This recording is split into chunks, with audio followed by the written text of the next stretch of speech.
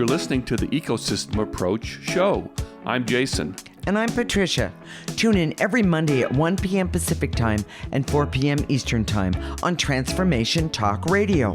We discovered that human potential is severely limited when you program humans like a machine, which is standard practice today for self-improvement. The Ecosystem Approach teaches you how to uncover your infinite potential by using natural methods that are truly revolutionary. Join us now for the Ecosystem Approach show.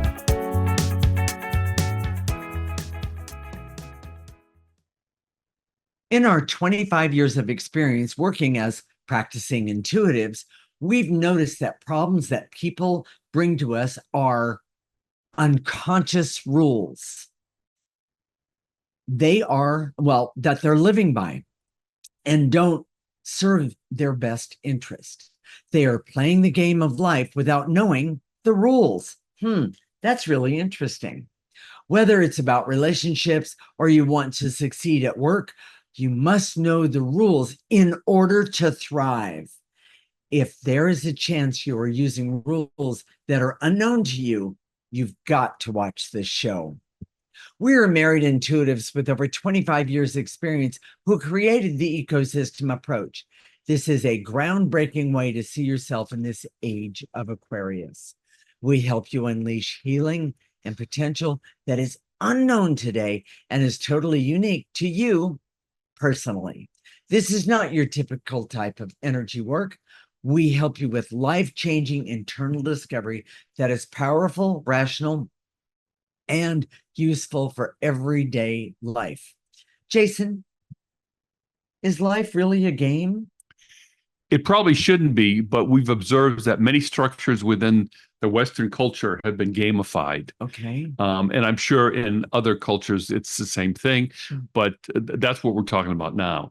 In this term, we've created this term, the gamified, the idea of gamified, because many ways of living don't follow the rules of the natural world. And it's not like in nature. When they're gamified, it's a whole different set of rules. And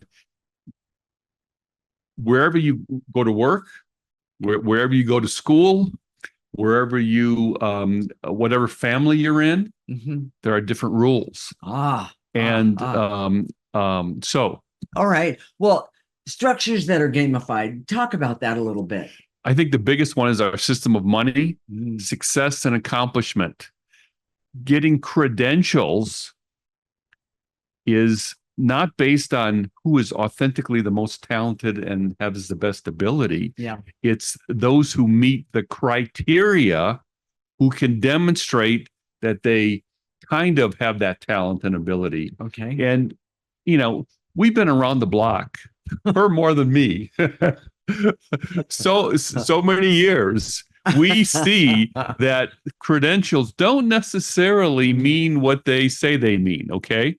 So, and creating credentials for yourself and a business is important, but it's not really, that's to make you the best. It's an indicator. Well, and not only is it is an indicator, but it basically says, if I have these credentials, I know what I'm talking about. But you and I both know that's not true. One of the great examples of being gamified is your credit score. I remember when you used to go to the banker and he would he knew you or he knew your character, and he would give you the loan or not based on that. Right. But now there are indicators. Yes. Well, the credit score is one of them. Credit score. Well, there's so many indicators that make up the credit score. Oh, I see. So, your real ability to pay is part of that. You can actually go to services and they promise to help you boost your credit score.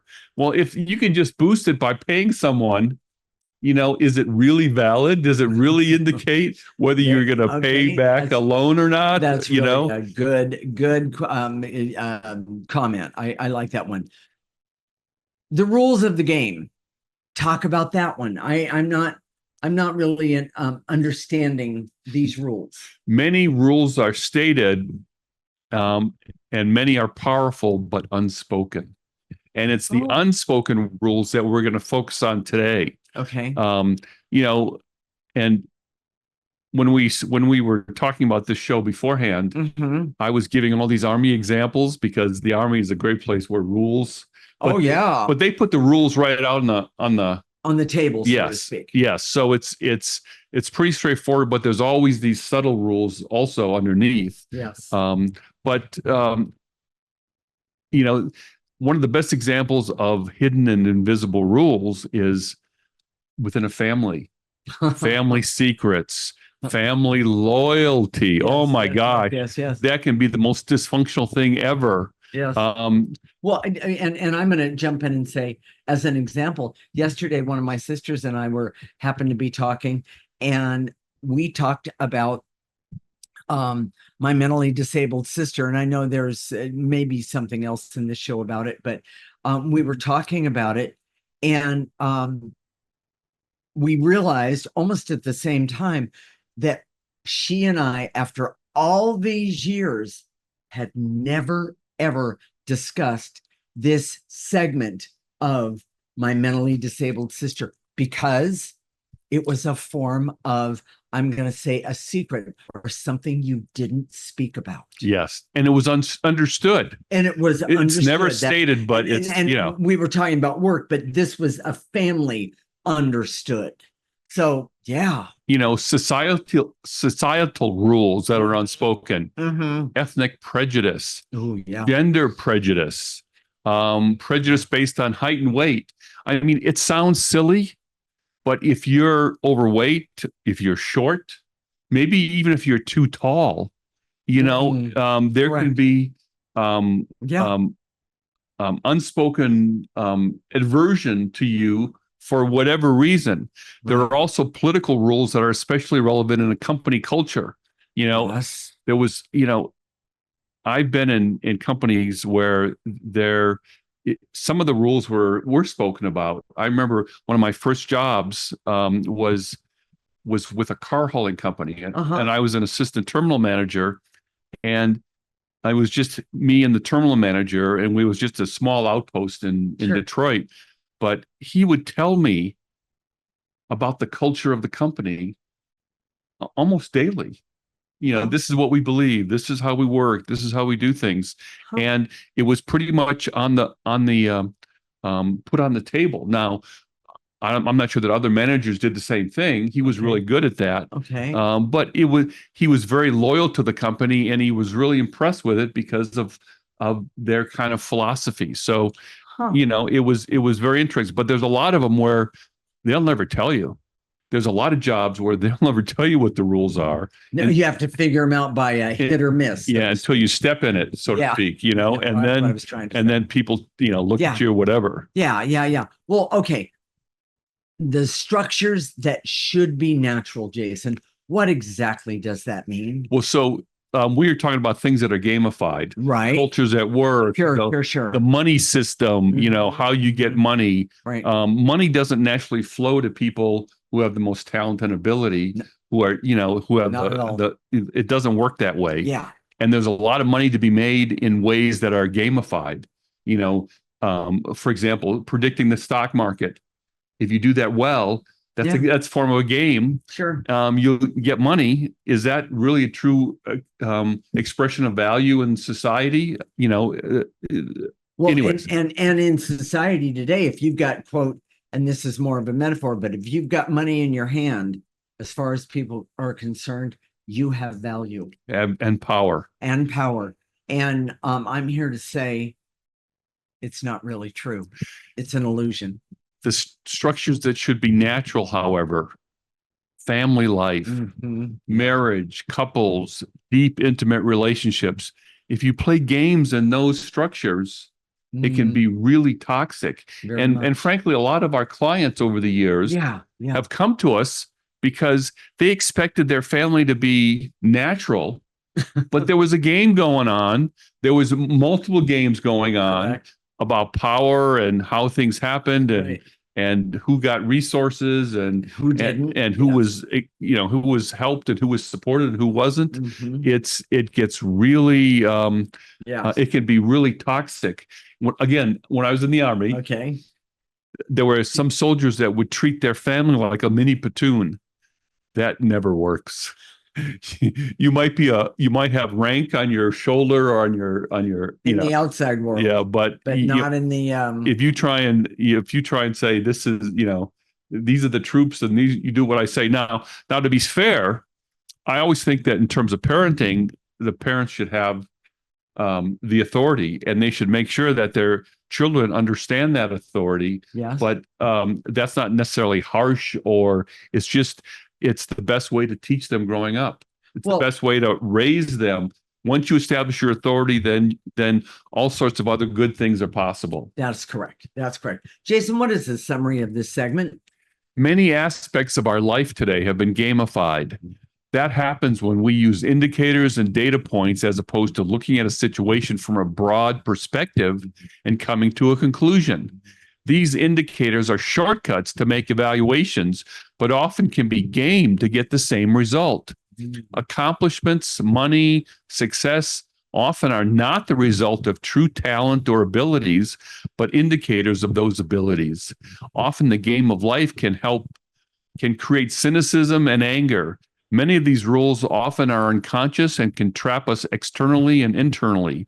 Some structures should be natural or the opposite of being gamed, like family life, marriage, intimate relationships. These authentic relationships never mix well with a game strategy or competition. They need authentic emotional expression. I love that. In the next segment, we're going to ask you, are you playing the game unconsciously according to someone else's rules, not your own? Wow, that's huge. Are these rules toxic for you? Will you be able to handle it? This is the Ecosystem Approach Show with Jason and I'm Patricia, and you're listening to Transformation Talk Radio.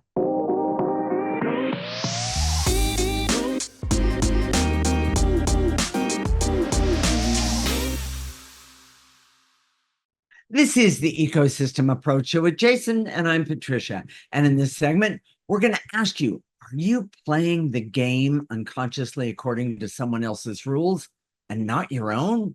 Are these rules toxic for you? Jason, what are some of the examples of playing by someone else's rules that may not serve the person playing? Oh, this is a good one.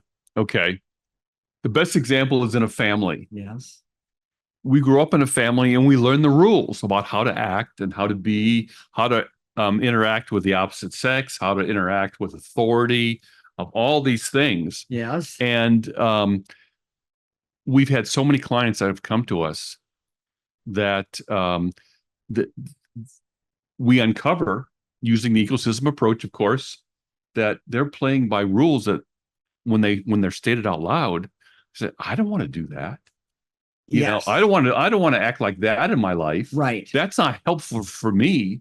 Right. If you had so let's talk about the next part of this, which is what? the problem with couples. With couples? Yes. Oh, all right. Well, what are they? Okay. They unconsciously expect each other to play by the rules they learned. Yes. It can be about roles in the family, what the man should do versus the woman. Correct. It's often about the interaction, being critical. You can be demanding, judging, righteous. Some people avoid conflict. Some people appease the aggressive one. Yes. Some of those don't serve either person. Yes, but they're there in that couple's relationship, and they're completely unconscious. Well, and I'm going to jump in and say that Jason and I, of course, had other relationships before each other, and when we came into this relationship, it was there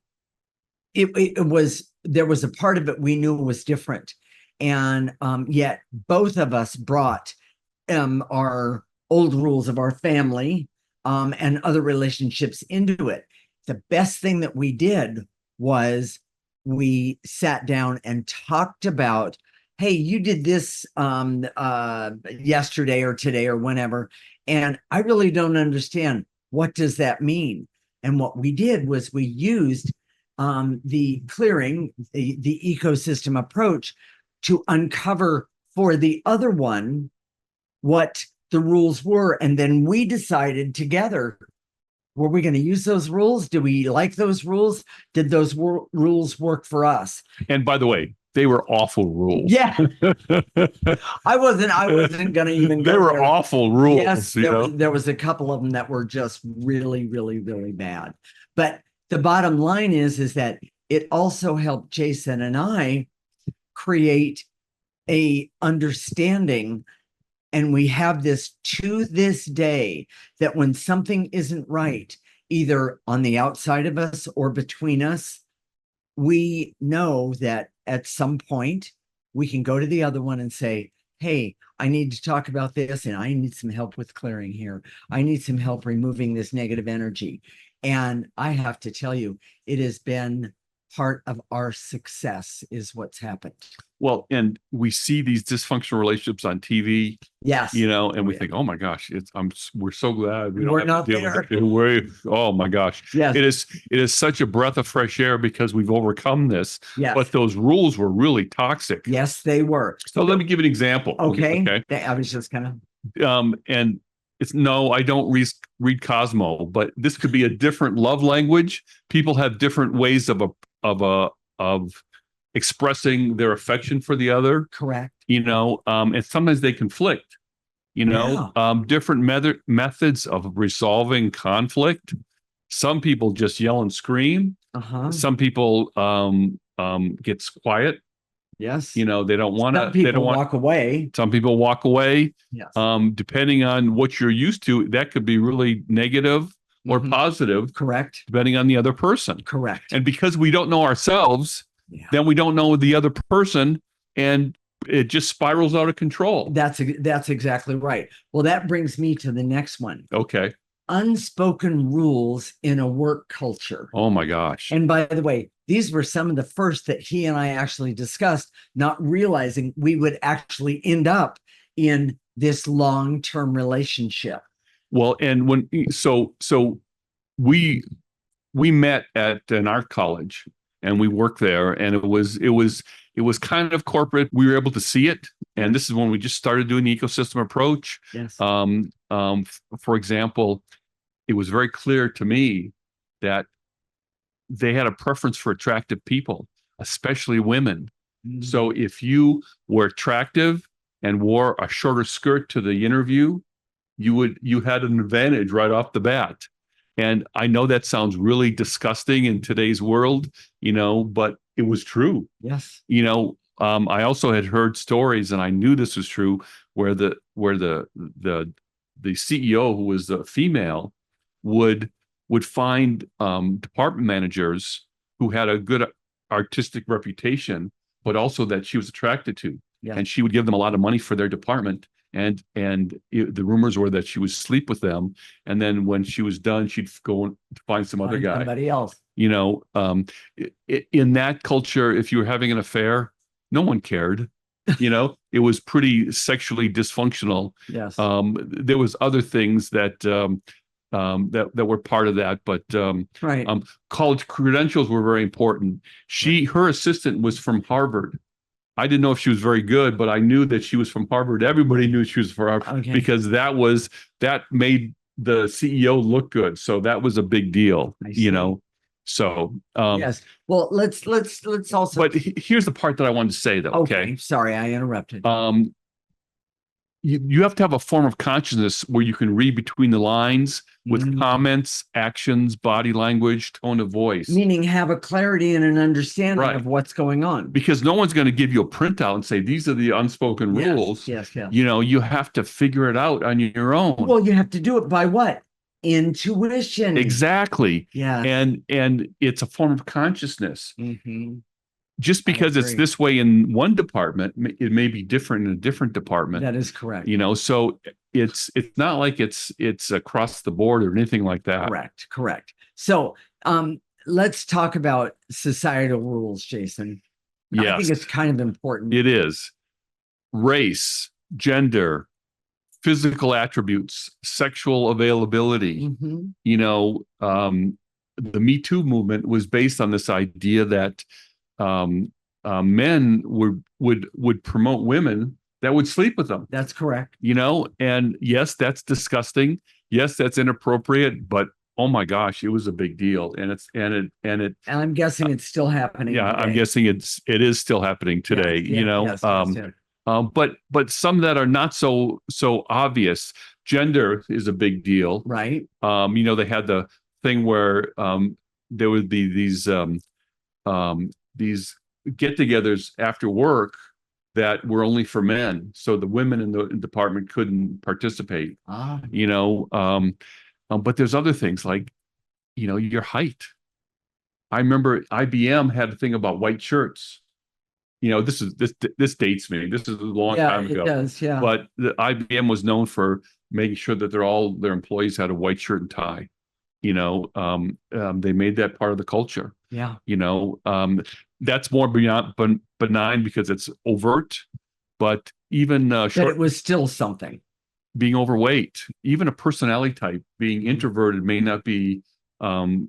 valued versus being an extrovert. Correct. That sort of thing. Yes. So Well, let's talk about overcoming unconscious rules.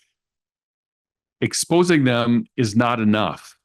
This is such a big deal. You can know what they are, but they are programmed energies that have a motive to stay. These energies, these dark energies, we talked about negative energies a couple shows ago. They have a motive. I see. And they don't want to leave. You can't just clear them away in a way that is just mechanical. Okay. They keep coming back. Some of the biggest ones are the family ones. Oh, Yeah. You were trained to serve the rest of the members of your family. I was. And that is so, physically. and we've been talking about that for years. Yes. But you still get caught in it from time to time. I do. Because it's compulsive, it's programmed, it's really, really deep, and it requires a lot of clearing to overcome. Yes. In my case, anyway. Well, it's for most people because Okay. they usually come from, the people that struggle the most with rules of the family that have been dysfunctional. Yes. Have been because it's dysfunctional for them. Yeah. And it's really hurtful. Understood. And those are some of the hardest to get get rid of. So, all right. So, we ready for the summary? Jason, what is the summary of this segment? One of the most common problems with couples is that they are using unconscious rules from their family and apply them to each other. Chances are good that they are in conflict, stress, and anxiety. Is the natural result of projecting those rules on each other. When there is trauma in childhood, working out trauma on the other person as a couple is common. Mhm. Oh my gosh. Yes. There's also unspoken rules at work, depending on the company. Some behaviors are accepted and some are not, as well as expectations that could never be expressed openly. Societal rules can be the most frustrating and challenging because they are rarely valid or are accurate representation of the authentic person. Overcoming unconscious rules are always the most difficult. They can act like a cage or a prison for the person. Right. We know that simply identifying the unconscious rules is not enough. It's an energy process that can take a while and requires persistence and vigilance. Using the ecosystem approach is the only way we know to truly remove those energies of the unconscious rules. In the next segment, we're going to talk about the rules that cause the most problems, that are the most hidden in your life. We see that this causes the most problems in a person's life. This is the Ecosystem Approach Show with Jason and Patricia, and you're listening to Transformation Talk Radio.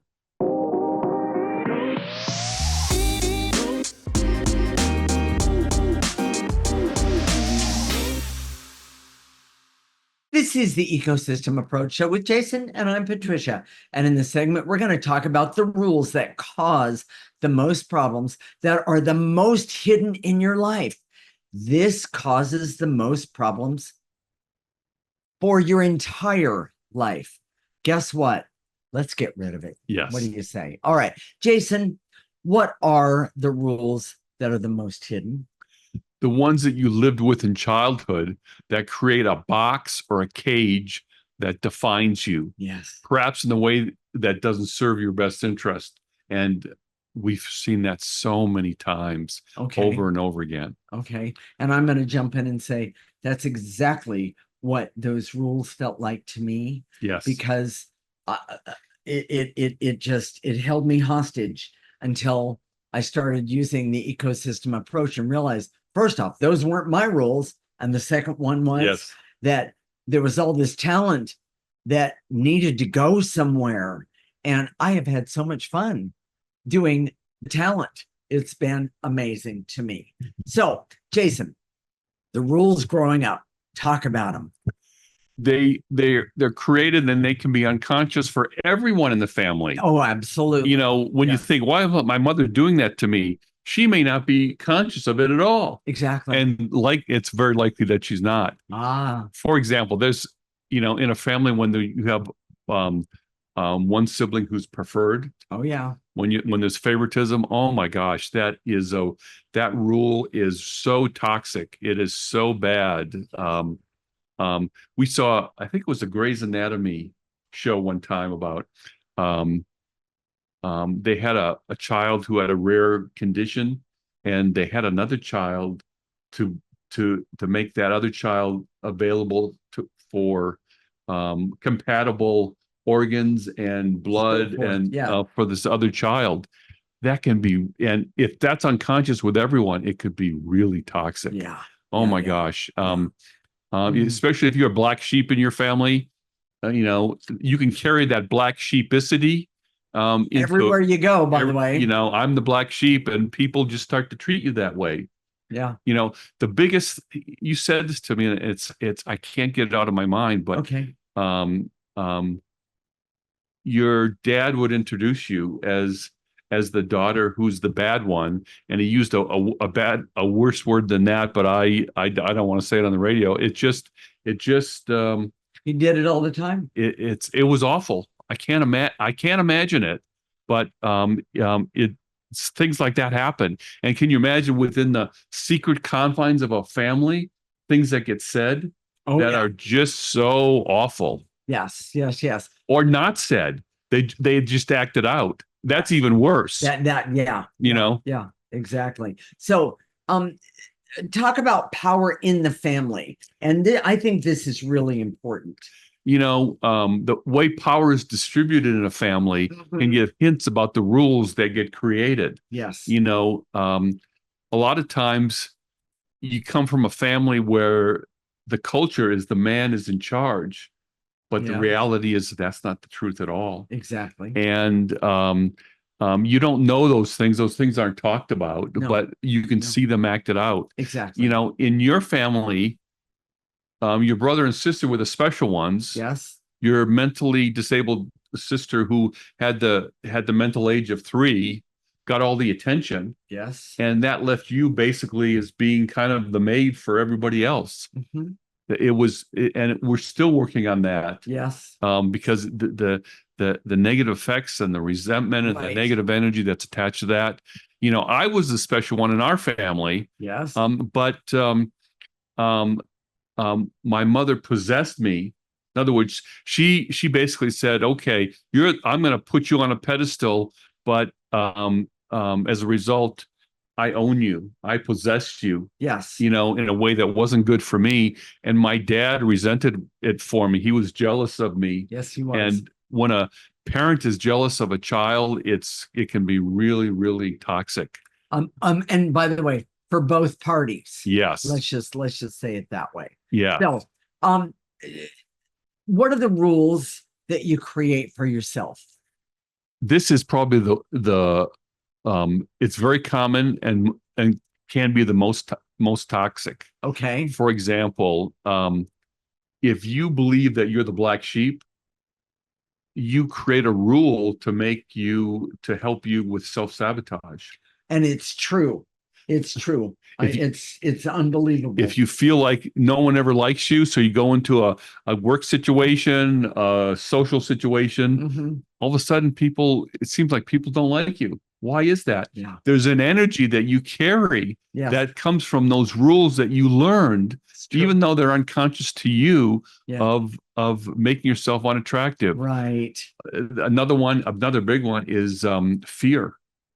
If Yeah. come from a family where trauma and fear and the worst happening, for you, your mentally disabled sister would have seizures. Mhm. And when that happened, they would call the police and the fire department. All of a sudden you had all these people in your house. Yes. Your family was famous for that, not in a good way. Yes. And so you learned that you can never feel secure Ever. because you're always waiting for the shoe to drop. Always. Waiting for something to happen. And here's a place, and I don't remember if I've talked about it on the show. I know I've talked about it to you, but I remember I was 5, 6, maybe 7 at the most, and we visited the local fire department, and I went in. Didn't even enter my mind that I would even recognize someone. It was a class trip for you. It was a class trip. Yeah. And one of the firemen said, "Hey, Patty, how's it going?" And I turned around. I was shocked, and I went, "Good," that kind of thing. And there was like 3 or 5 people around me, and they all said, "How do you know that guy? You know a fireman? Oh my gosh, how do you know that guy?" Well, how I knew that guy was because he and several others would storm through the house in the middle of the night trying to we called it the resuscitator truck. But they knew us, and they knew us by name because we were required to stand at attention. And if the fire department needed something, we had to do what was needed. Things like open a door or provide a blanket or a towel or remove something. I'm just giving examples. The point that I'm getting at is that you don't even realize the effect that things that happen in your life get carried into other parts of your life. Well, the fear that at any moment, yes, chaos can ensue. Just like that. That becomes an internal rule that you always have to prepare for the worst. Now, if I want to say this to everybody, if you're going to be stranded on a desert island, you want to have Patricia's purse with you. She is prepared for almost everything. If something happens in the middle of nowhere, she really embarrassed me. But it's true, and that's part of the fear that you create. Because if I was unprepared, there would be a price to pay for that. She's ready for the zombie apocalypse. And it's just in my purse. Yes, exactly. So another defense mechanism that's very, very common is numbness. Yes. We see it, the worst cases with sexual abuse, but a lot of times when you have trauma in the family, you learn to go numb. Yes. And numbness is the basis for many addictions because people who are addicted use drugs and alcohol to numb out. That's right. Because that's where they feel safe. That's where they feel where they don't feel the pain of whatever makes them feel unsafe. So whenever there's pain, that's the rule. They just automatically go to numbness. Exactly. Jason, are we ready for the summary? Oh, there's one more thing. Okay. And I developed the need to be perfect. That's constantly getting in my way. Just a few minutes ago, actually. Yes. So by slowing me down, doing things that don't need to be perfect. When you have to be perfect with everything, it's a little time consuming. It's time consuming. It slows you down. It's not good. It's not necessary often. Yes. So let's do the summary and then let's teach everyone how to do the clearing. Yes. So the unconscious rules are the most hidden from childhood and often are the way that we adapt to the world to overcome pain and trauma. But childhood responses are often completely inappropriate as adults. They can be very difficult to perceive and then remove. They require a high level of consciousness and constant refinement of that consciousness. The hidden rules can create behaviors that, even when we identify them, they are extremely difficult to overcome. They must be an energy process. You can't figure it out or force yourself to act differently, which is programming, and never lasts.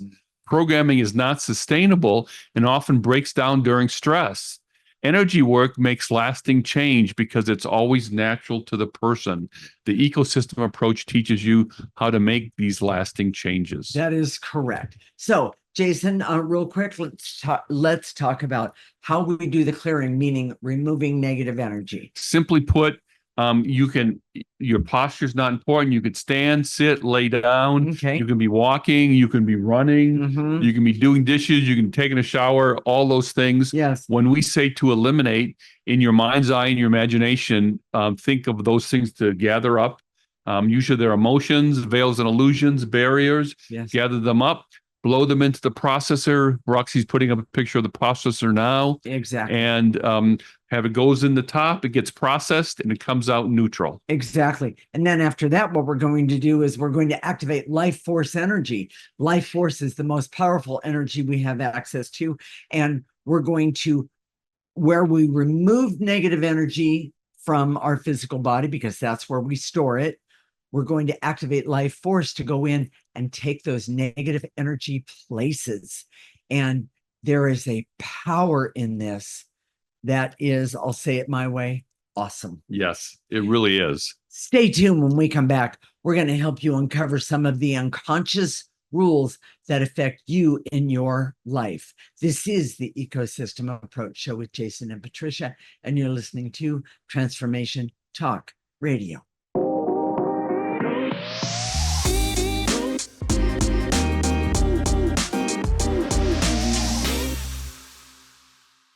This is the Ecosystem Approach Show with Jason, and I'm Patricia. And in this segment, we're going to help you uncover some unconscious rules that affect you in your life.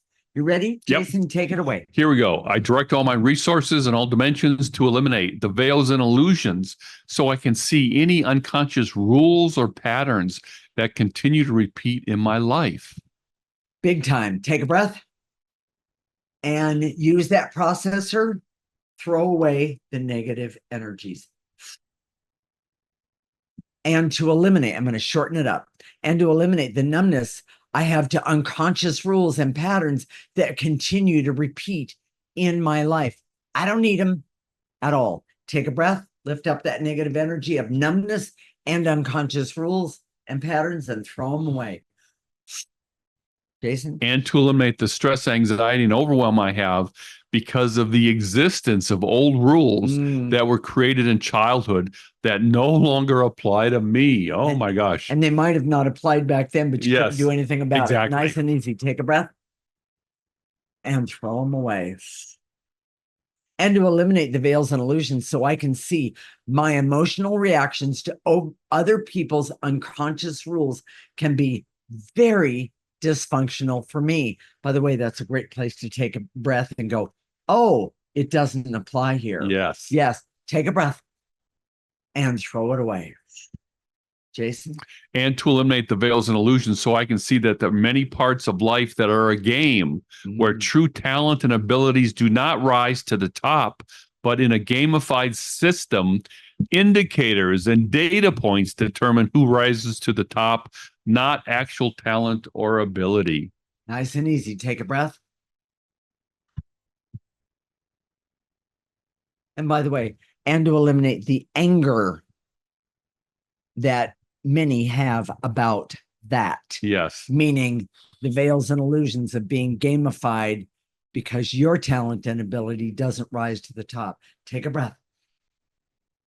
Clear that anger. Well, and just a really short story, but you worked with a woman who had a really good pitch in the beginning with her boss about how she was a negotiator and all these things, except she didn't do any work. but No.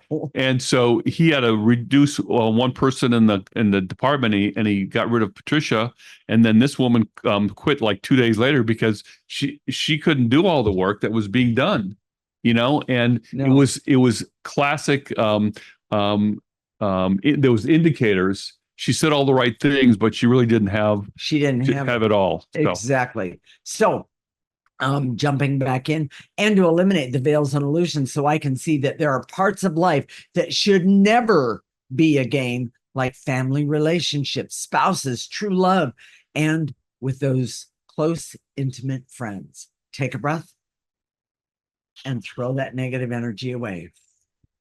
and to eliminate the veils and illusions so I can see that it's important to know the rules of the game in whatever arena you're in so that I get the greatest benefit for myself if I choose to play, and accept it if I don't choose to play.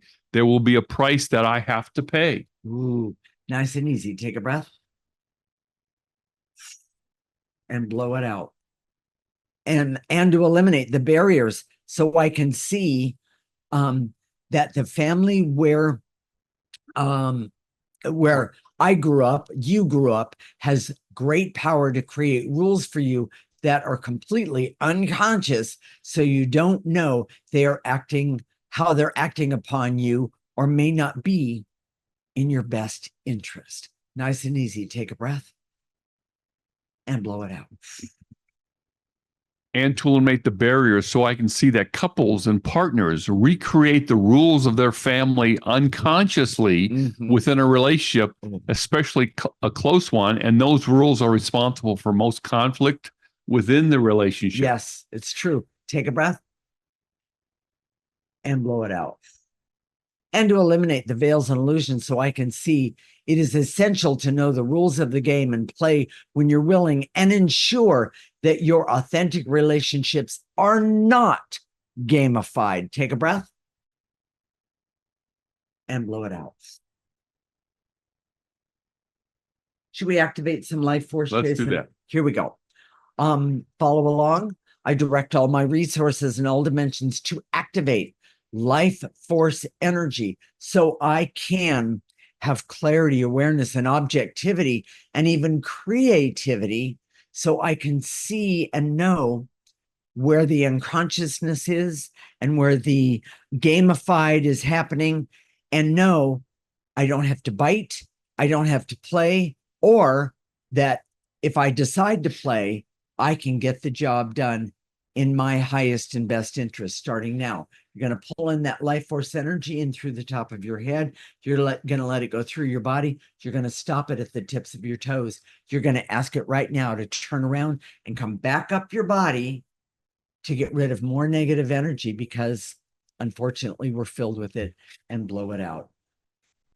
Jason, you ready? And to activate life force so I can have hope to live my life by the rules I choose, not the unconscious ones that were forced upon me. Yes, nice and easy. Pull in that life force. Life force is going to help you see all of this and blow out any negative energy.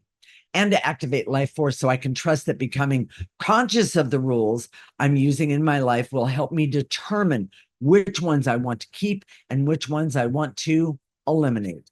Pull it in. What do I want to keep? What do I want to eliminate? Throw it away. And to activate life force so I can decide to use the ecosystem approach to uncover all my unconscious rules and live my life in an empowered way. I love that one. Pull it in and blow out anything that's keeping you from being empowered. And the last one, and to activate life force so I can be happy and healthy and creative, be able to heal not only myself, but others, have laughter and love and fun and joy, and have the ability to see with clarity what's unconscious, what isn't unconscious, and use the ecosystem approach to help me understand who I am and how to be happy. Starting right now, pull it in and blow it out. Jason, what are we going to talk about next week? We're going to talk about intuition development. Ooh. And this is a big breakthrough. I think, this is important information to know that people believe that you develop your intuition by practicing the skill of intuition, Okay. like you would with a golf swing. No, that's not how you do it.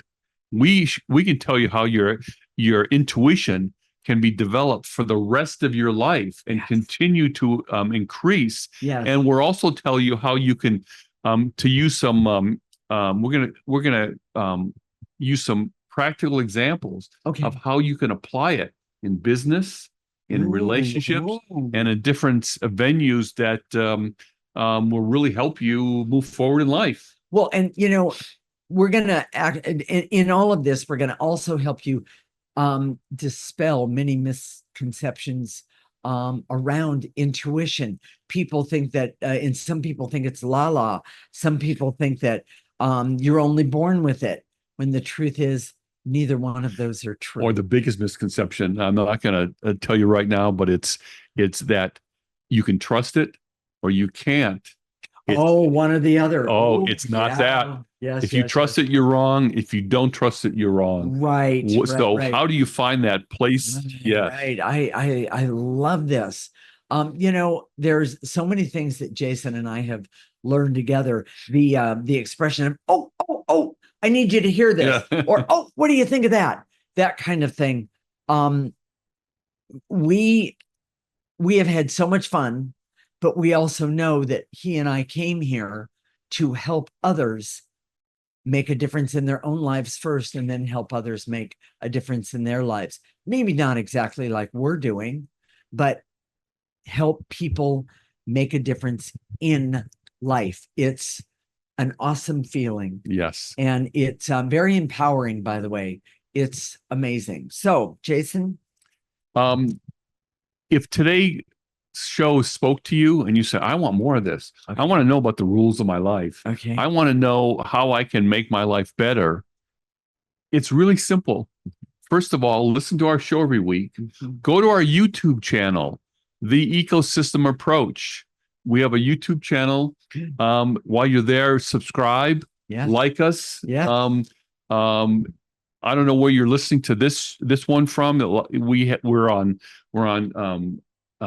Apple Podcasts. We're on Spotify. Mm-hmm. We're on Facebook, YouTube, right? All these different places. But go to our YouTube channel so we can connect, and we'll probably be giving you updates and shorts through that channel, and you'll get the most information by doing that. And also, you can go to our website, theecosystemapproach.org, and sign up for our free section. And that gives you the weekly newsletter where we talk about the show. Okay. And we put the clearings in that newsletter so you can do them on a regular basis, because the more clearings you do, the better off you'll be. Absolutely. And I want to make sure we mention, tell a friend. Yes. Get yourself a clearing partner, tell a friend, and have them subscribe as well. We will connect next week, Monday at 1 p.m. Pacific and 4 p.m. Eastern Time. This is Transformation Talk Radio, and you're listening to the Ecosystem Approach Show with Jason and Patricia. Remember, your ecosystem is the most important one in the world. Thank you for listening to the Ecosystem Approach Show with Jason and Patricia. I'm Patricia. Tune in every week as we discuss practical ways to apply the ecosystem approach and develop your potential to live your life on your terms. For more information, visit our website at theecosystemapproach.org.